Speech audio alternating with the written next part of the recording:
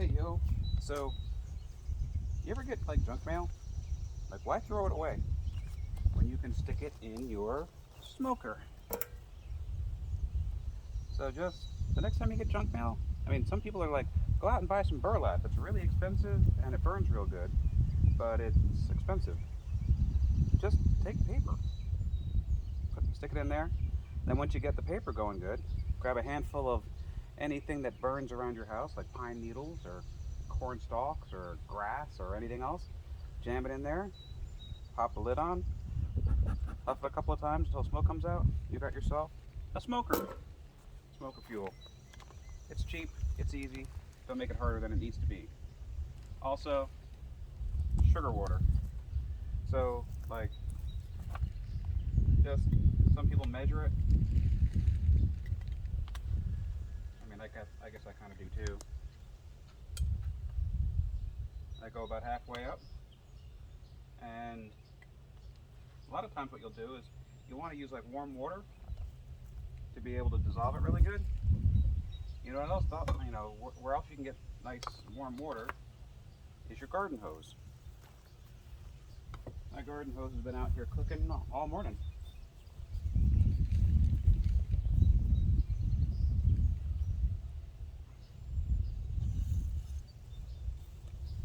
So yep, this water is nice and hot.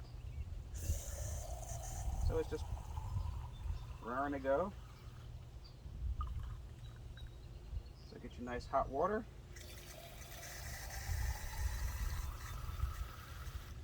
In your recycled 5-bean salad jars. I mean, Vanderwan Gardens. Anybody know what the Dutch are known for? Frugality.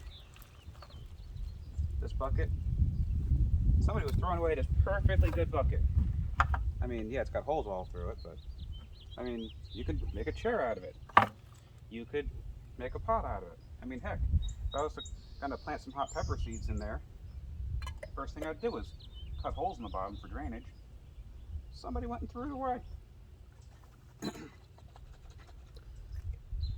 This is gonna take a while for it to dissolve, but that's okay. Don't be too crazy about putting that lid on the first time, because you know it's only gonna need to be topped off. You see like how the level went down a lot?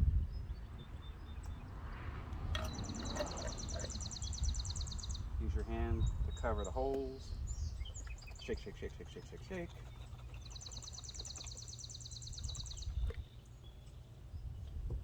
And now you got some good 100-degree water dissolving the sugar, and you didn't have to let the tap run. I love how the taps today are made so that way they only dispense like so many gallons per minute per hour. And you're like, great, so now I'm sitting here for an hour wasting all of this cold water so that way I can finally get some hot water. I hate it when things do the exact opposite of what they were intended to do. I mean, I get it, you're trying to save water, but I mean, I know that there's such things as pot fillers, but the pot fillers are never for hot water.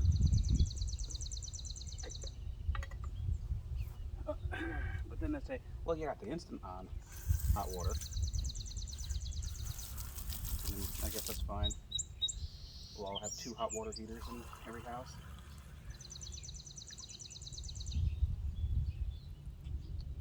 I guess I should have done the ball.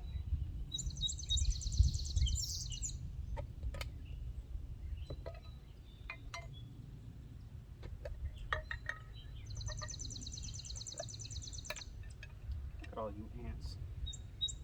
You guys thought you were going to get a free lunch. Oh well.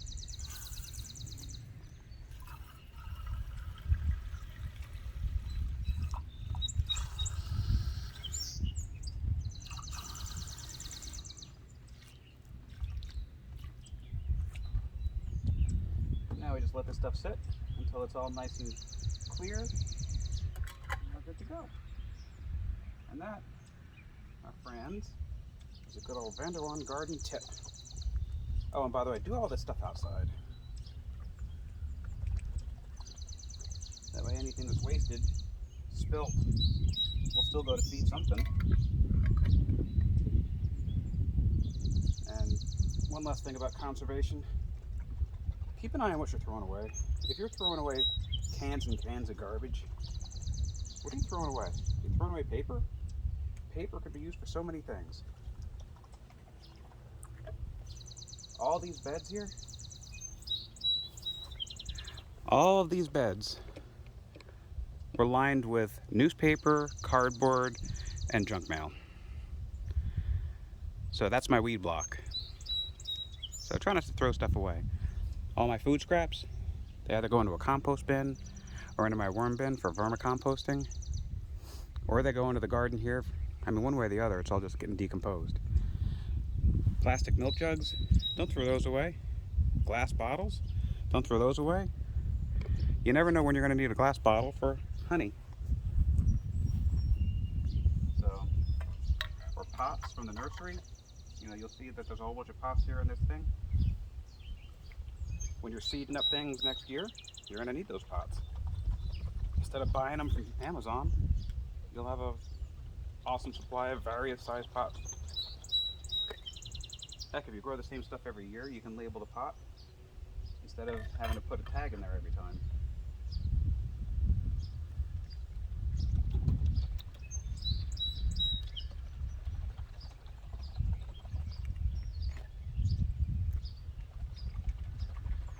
Okay, just gonna let these guys sit, dissolve, shake.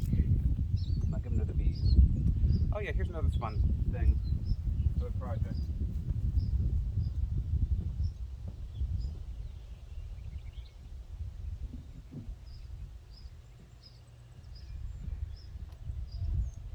You ever see anybody throwing away old wood? Like this was some old bookshelves. You see they're all split. Well, if you got a table saw, you can cut these things down into certain shapes and you can make some fun stuff with them. Let me show you one of the things that I made. Let me undo this. Bloop, bloop, bloop, bloop, bloop. Okay. I mean, not those. I bought those secondhand. I had to freeze them to make sure that there was no bad stuff on them. So I froze them for like 48 hours, and I got them sitting out here drying out in the sun. So if there's any wax moths or beetles, they'll all be dead. But anyway. Dun, dun, dun, dun. So yeah, each one of these boxes would have cost 20 some dollars, assembled and painted, probably $30.